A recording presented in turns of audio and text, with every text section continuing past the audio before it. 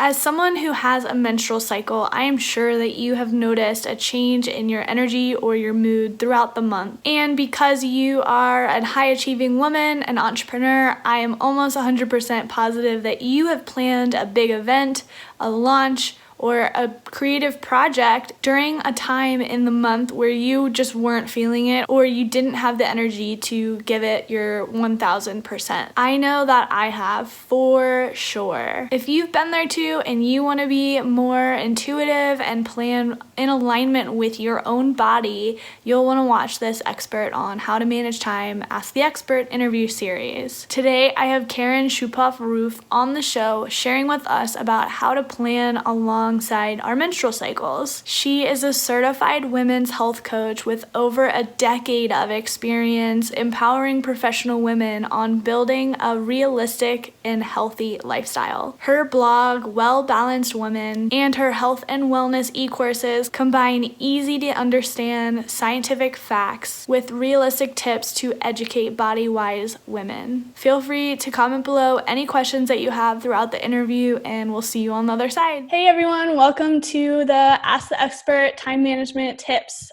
Today we have Karen. She is awesome. I met her virtually, of course, right now, and in our online business world anyways, but I just want to introduce her and let her tell you a little bit about her personal story and her business story. So if you want to take it away.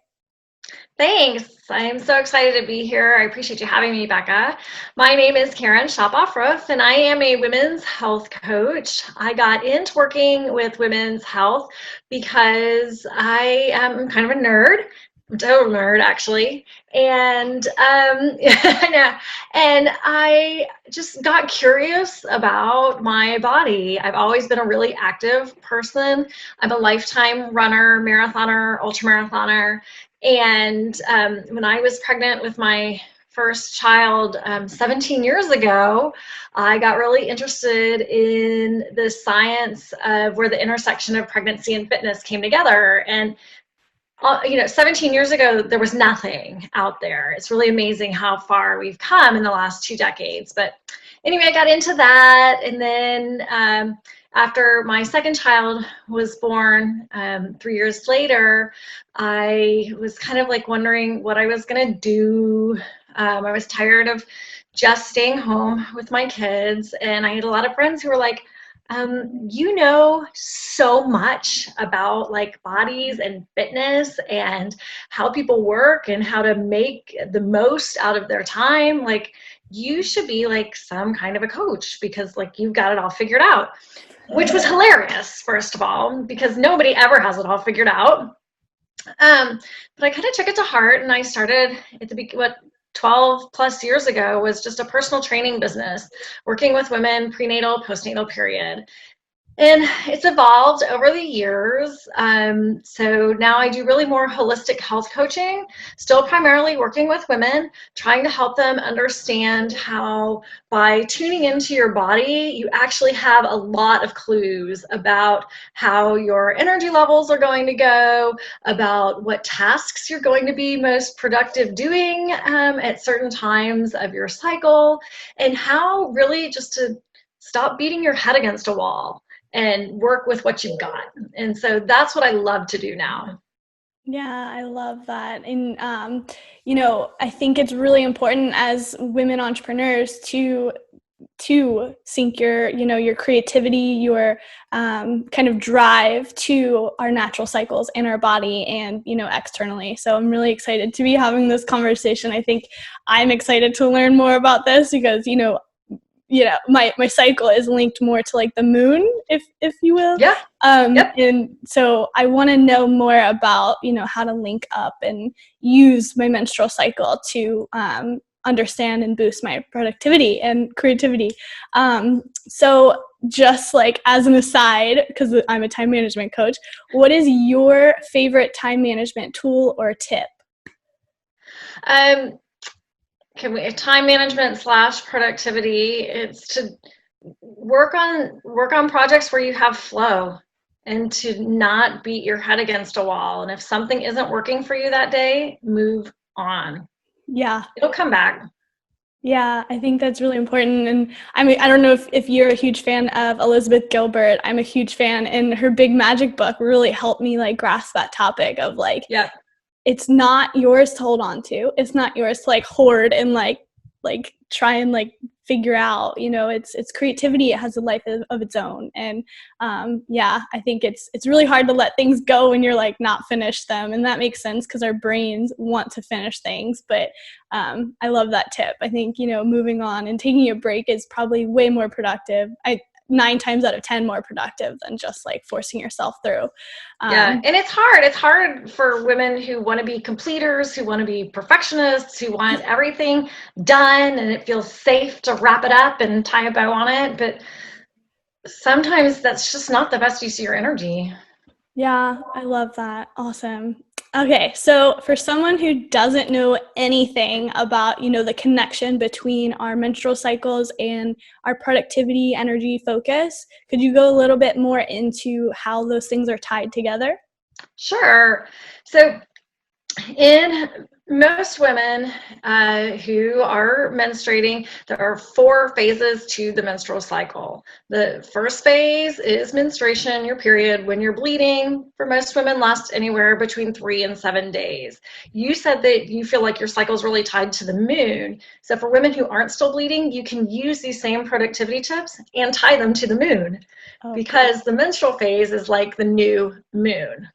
So after that is the follicular phase. So when the follicle is growing within the ovary, your body's preparing to release an egg. This is 7 to 10 days timed from when your menstrual bleed ends. That would be like the waxing moon, right? It's getting bigger. So then the full moon is those 3 or 4 days right around ovulation, which is when the egg is released from the ovary. That's your fertile time. And then the fourth phase is the luteal phase, which is a 10 to 14 day period, the waning moon, right? You're coming down, things are getting smaller again. Um, and that is really your uterine lining is thickening, you're preparing for egg implantation. And then if that doesn't happen, cycle starts over again with menstruation. That's a great summary. I think just like short and sweet. I love it. So But how most of us were never taught that. That's the crazy thing, right? Yeah, it is wild to think about. And, you know, just personally speaking, I got off birth control about a year ago now. And so I was on it since a young teenager, and I never, you know, that's like a whole nother topic. But, Yeah. you know, since then I have like gotten so much more in tune with my body and my cycle, and even like with my creativity. And it's been really, really amazing. So, Mm-hmm. yeah, and so how would you tie the different cycles to like energy levels, focus, productivity? So, what's making these different phases of the cycle happening is fluctuations in your hormones. Primarily, here we're talking about estrogen and progesterone, which are the 2 primary female sex hormones. So, what happens is during menstruation, you have very low levels of hormones, lowest level of your whole cycle. That's generally tied to your energy level as well. So if you feel like in your menstrual week that you have really low energy and you just want to lay on the couch all the time, like you're not making that up. That's your body and your hormone levels at work. So what you can do in order to, right, but we can't just lay on the couch for a week, right? What you can do is to take that to your advantage, is take that time to be reflective, to really turn inward, to assess the results of what you've done in the last month, to really analyze what worked, what didn't, what should I change, how can I make some decisions right now so that when I move into the follicular phase, I can start taking action again. Yeah. So that is in the follicular phase, your estrogen is rising, your testosterone, which women do have, is also rising. And so this is for most people most women their most energetic time of the month, like the week right after your cycle ends. Some people refer to it as like a Venus week because you're just this amazing, productive goddess getting everything done. Your physical energy is high, your emotional energy is high, your brain space is like just rapid, on fire, working. And so this is when you want to be doing your big creative projects, your really long-term strategic planning, when you can like take that map and back up and you can see how all those different parts of your business and your life fit together. It's a great time for networking because you generally feel pretty outgoing at that time. So it's, super, super productive and juicy. Then as you move into the third phase, into your ovulation phase, usually about 3 to 4 days right around ovulation, you're getting this huge spike in hormones. Now, your social energy is absolutely at a peak at this time. This is not a mistake, right? Nature wants you to reproduce at this time. Like, that's the whole point of this cycle. And so use that to your advantage. If you have to do public speaking, that's when you want it to happen. If you need to do presentations, you're very magnetic right then, and you've got the energy and the joy and the drive to give. You're also really at your best in terms of communication right around ovulation, because your body is programmed to like weed out the idiots, just to be kind of frank, right? Because yes, your body wants to procreate, but you are truly invested in how your offspring would, be affected. And so really using that, communication aspect. So if you have teamwork things, if you have to do, like a lot of times those of us in business, you have to do nasty, awful negotiations. Maybe you've got somebody who dropped the ball somewhere, or you have a client who is just being a total headache. You got the charm right around now to handle those sticky, yicky situations with a little bit more grace, and probably you'll come out of it feeling better, and the other person's going to come out of it feeling better as well. So the next time someone is, having a negotiation, just be like, I gotta wait until 3 weeks from now. I gotta wait.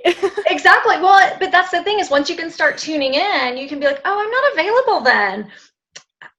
Do you have time, on these days? I'm very available then, and use it to your advantage. In the last 10 to 14 days, it's so interesting because your hormone levels are all declining, with the exception of progesterone. That's rising. That's what's thickening up your uterine lining.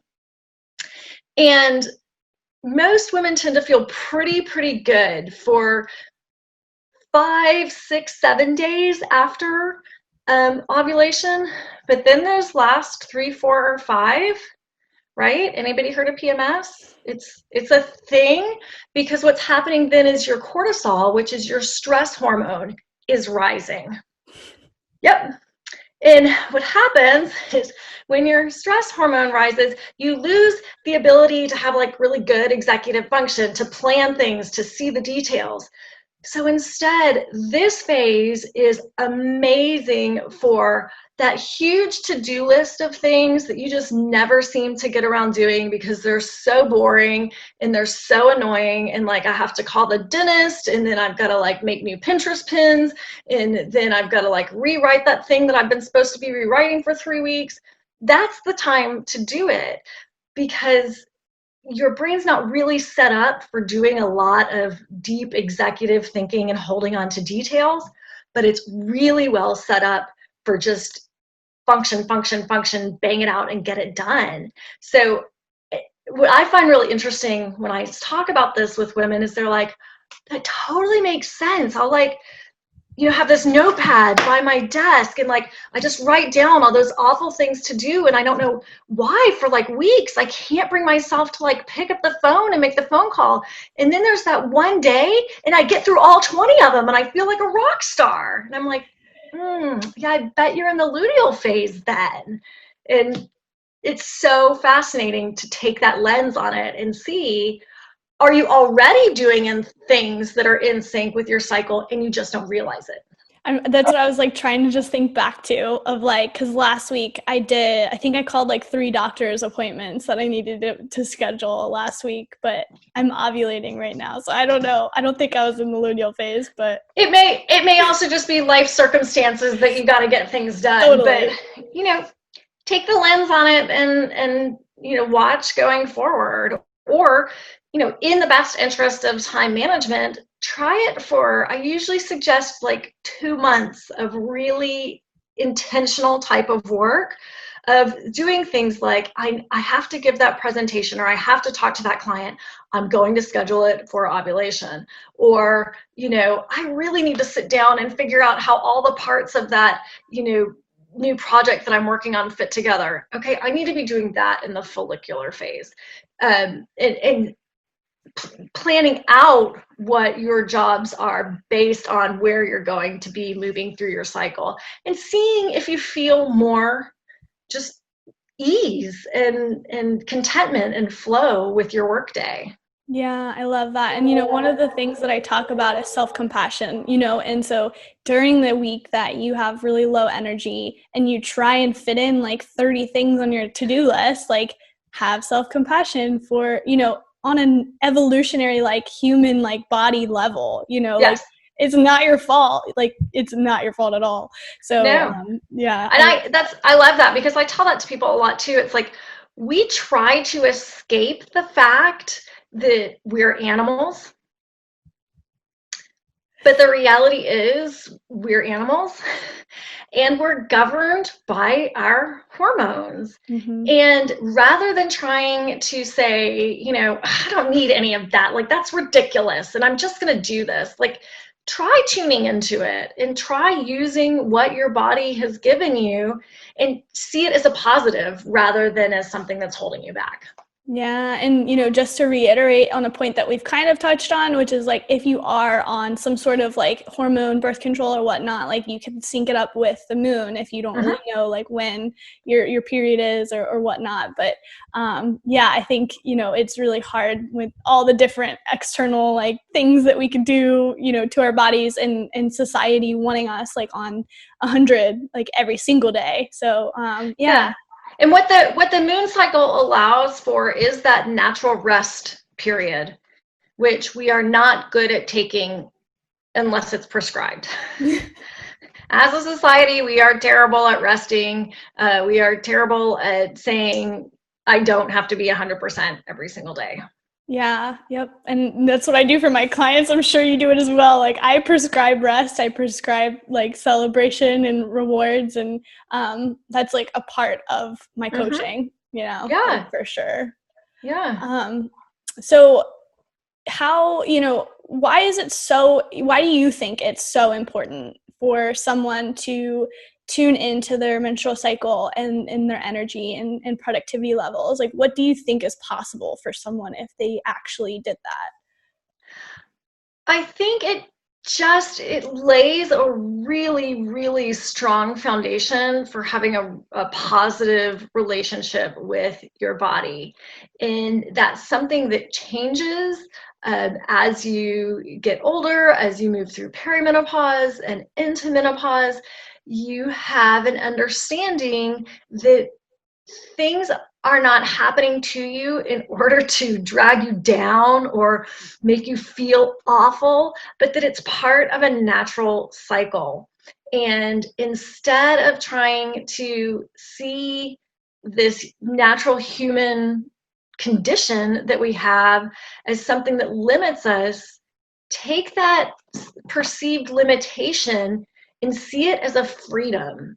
Because what it allows you to do is, if you are able to say, I can't do that right now because it's not a good use of my energy, then all these amazing things happen. Number one, you might reach out to somebody else and bring them in. And then you have this wonderfully collaborative type of a project where before you were going to beat your head against a wall just to bang it out and get it done. And now somebody else has come in and been part of it. I really believe in the power of collaboration over competition. And I think that recognition of the limitation of our human bandwidth naturally turns us on to be more collaborative because we have to ask for help. Mm.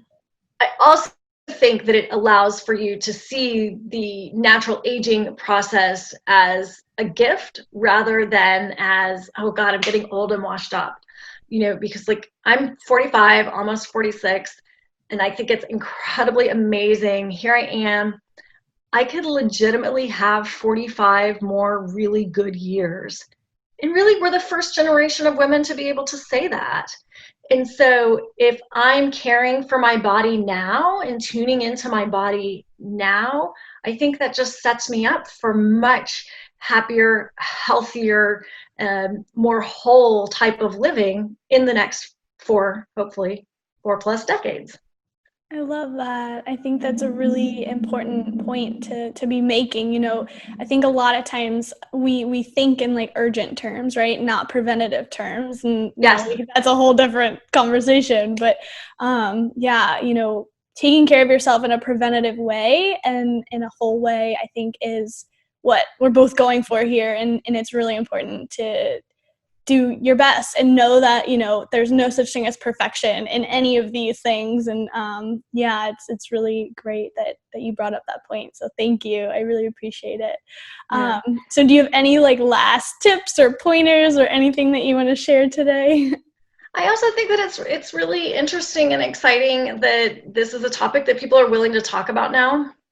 I don't even feel like 15 or 20 years ago this would have been something that people would have been willing to talk about, which is kind of crazy because it's a body and we all have bodies and they do weird and kind of gross stuff. But they Beautiful. also are our agent for joy so many times. And rather than trying to ignore what's happening in your body and live only in your head, when you can put everything together, I think you just allow yourself to live so much more fully. So don't be afraid to talk about the things that may seem a little bit taboo or TMI, because it's just a body.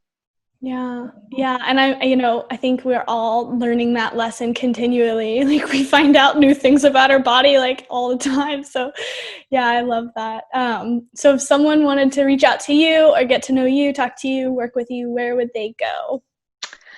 My website with a blog that has over 10 years of blog posts on it because I'm a dinosaur in the blogging world is Well Balanced Women. So that's wellbalancedwomen.com. And that's the handle where you can find me on Instagram. I have a Facebook group that's generally a pretty active community talking about women's health issues. And I just invite you to reach out on social media. I do have a whole download available with all of the notes about the menstrual cycle and productivity that goes into what you can eat, how you want to exercise, all of those kinds of things to just better support your hormonal health and move you through the month with ease. So amazing. And we'll put all the links down below for sure if you want to click on any of those and not have to search through the interwebs forever. But yeah, thank you so much, Karen, for coming on today. I'm really excited about this conversation. I'm glad that we're having this conversation. And if you have any comments or anything, feel free to put them below and we'll be there to answer them. Thank you so much. Bye. Thank you.